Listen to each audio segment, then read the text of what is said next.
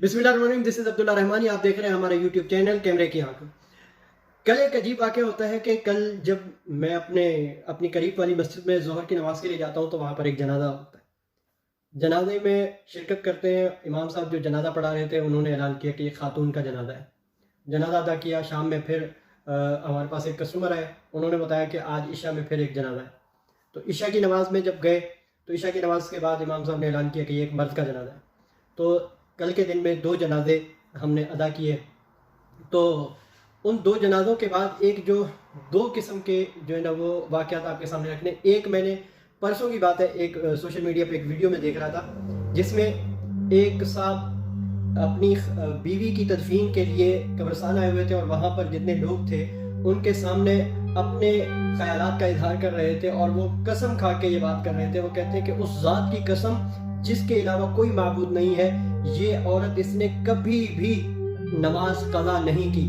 और अगली बात कहते हैं कि उस ज़ात की कसम जिसके अलावा कोई माबूद बरहक नहीं, मैं सुस्ती कर जाता था लेकिन मेरी बीवी मुझे उठाती थी नमाज के लिए। कहते हैं उस ज़ात की कसम जिसके अलावा कोई माबूद बरहक नहीं, जब नमाज का वक्त होता था तो ये खातून मेरी बीवी जो है वो इस तरह तड़प जाया करती थी जैसे कि किसी बिच्छू ने इन्हें काट लिया है। और इसके अलावा उन्होंने कहा कि उस ज़ात की कसम जिसके अलावा कोई माबूद बरहक नहीं, मेरे बच्चों की तरबियत इस तरीके से इस औरत ने की है जैसे सहाबियात अपने बच्चों को किया करते थे। इसी तरीके से जो है वो उन्होंने अपने जज्बात का इजहार किया।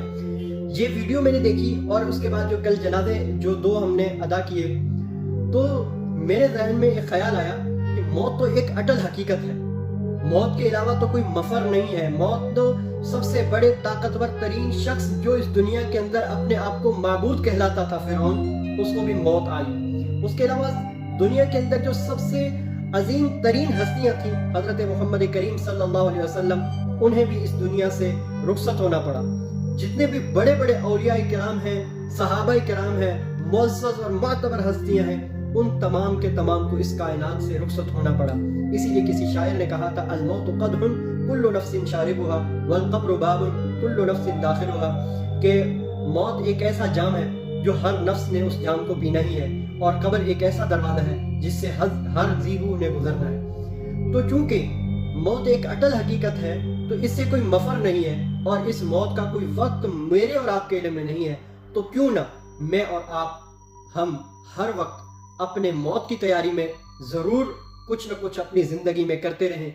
क्योंकि आज की नमाज जो हमने मगरिब की अदा किया, नमाज मगरिब के बाद इमाम साहब ने एक मुख्तसर सा जो है ना वो बयान किया और उस मुख्तसर से बयान के अंदर एक बात जो उन्होंने कही है वो बात मैं चाहता हूँ कि आपसे भी मैं शेयर करूँ। इमाम साहब ने जो अल्फाज अदा किए वो कहते हैं कि मौत ने तो हर एक इंसान को जो है वो अपनी तरफ खींचना ही है, मौत तो हर एक को आनी ही आनी है।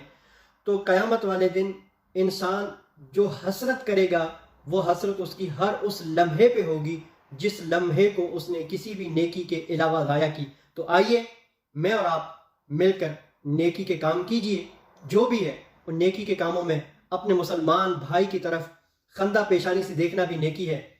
अपने रास्ते से या किसी के रास्ते से कोई तकलीफ दह चीज़ को हटाना भी सदका है। अपने माँ बाप से खंदा पेशानी से मिलकर उनकी खिदमत करना ये भी जो नेकी है।